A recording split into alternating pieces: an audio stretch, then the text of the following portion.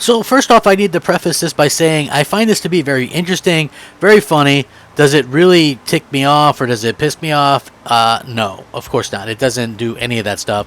Again, this would be something that a lot of people would kind of talk about and look at and maybe just say, hey, who cares, right? And I'm kind of in that kind of corner when it comes to Xbox because I think business is business, right? If you're putting out a console piece of hardware, it's your job to make sure that that hardware has the games, the features, the things that people want. And that's what this kind of falls in line with. So I like it. I wish it were exclusive games, but Microsoft didn't really go that route with this. And it's a little bit odd, but it does also make Xbox fans have to kind of quiet up a little bit when it comes to what's going on. And so I kind of wanted to jump into this because this kind of arose over the weekend, and I thought it was a very good topic. What's up, everybody? Crapgamer here with Crapgamer Reviews, back with another video. Thank you guys so much for checking it out. I really do appreciate it.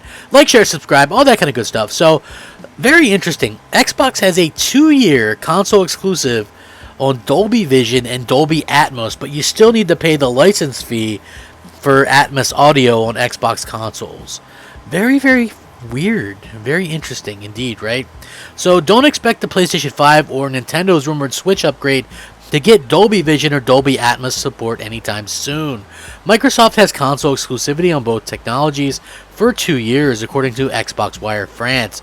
The post has been deleted, but there's a version that was saved in Google Cache. Engadget has contacted Microsoft for more details.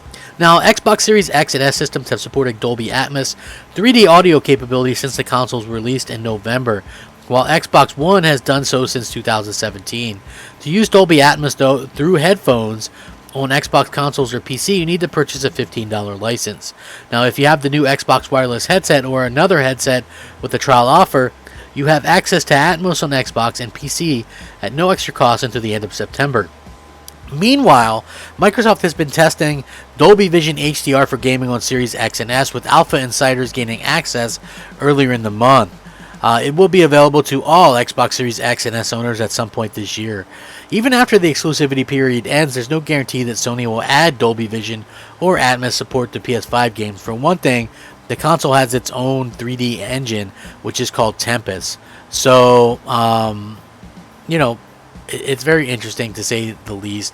And they did update this, noting that Xbox Wire France blog post has been deleted, clarifying that a license payment is required to use Dolby Atmos with headphones and on the Xbox and the PC. But very interesting. I thought that it was very, very, very funny to see this because, at the end of the day, so many people jump on Xbox, or they jump on PlayStation for getting timed exclusives or what have you, right? Let's just be real. It's just something that happens. And with that being said, this I find to be incredibly frustrating because it's business. I mean, Xbox has a long history of going in and making things exclusive, whether it be content, whether it be, like here we see some type of technology, and I don't even think that Sony cares because their Tempest audio is phenomenal. It's like out of this world. So I don't really think that they really care about that as far as they have HDR, just not the Dolby Vision HDR or whatever. But I think the HDR that they have is absolutely fantastic. So you kind of just start scratching your head a little bit, wondering kind of what's going on behind the scenes where everybody's kind of talking about this stuff. I think it's great that Microsoft went out and did this stuff. Like I said before, it's just a little bit unfortunate that they weren't able to actually go out there and lock down, any of the exclusives that people have been wanted. It's funny that they get this for 2 years, which is about the time, ladies and gentlemen, that they haven't had a AAA exclusive for Xbox release. Like 632 days, something like that. Some crazy number. And from the looks of it, this is going to get over 2 years, before we actually see something come out. So, yeah, I did find that the priorities to be a little bit, to be a little bit odd, right? Like, don't you think this is a little bit strange? Like, the priorities just aren't really there. Hopefully we see something sooner before later, because obviously a lot of people are going to be talking about this. I've saw a lot of people talking about this. Is this something that really affects me? Like, I own both. Is this something that I'm like, oh my god? No, I mean, I don't even understand the point of this, to be honest with you. Like, it makes absolutely no sense. Especially when you see people, like, even like, a good example is there was an article that came out, and basically this article was developers talking about the Tempest engine and how much they love it.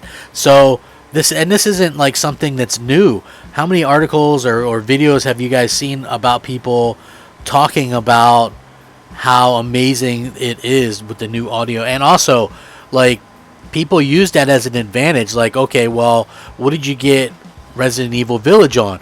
Well, I got it on PS5. Well, why did you do that? It has 28 more pixels on the Xbox. Well, I got it on the PS5 because it utilizes haptic feedback and the Tempest audio engine, which makes the game that much more atmospheric and creepy. So, Dying Light 2 Stay Human features an exciting sound design which will be powered by the new Tempest 3D audio engine for the PlayStation 5. Speaking with Play Magazine for the latest, composer of the game stated that the upcoming sequel focuses on surround sound to provide an open-world sandbox experience in the truest sense. He says, and I quote, "We are using tons of dynamic layers to surprise players with sound design. Before revealing that, different dark places will feel very different depending on the enemies and the environments." He further teased that the manner in which developer Techland has been making use of new PS5 3D audio engine for Dying Light 2. Stay Human is very exciting. Thanks to the Sony proprietary hardware accelerated version of Dolby Atmos, many distinct sounds will be completely different based on how players shape the city with factions and their choices.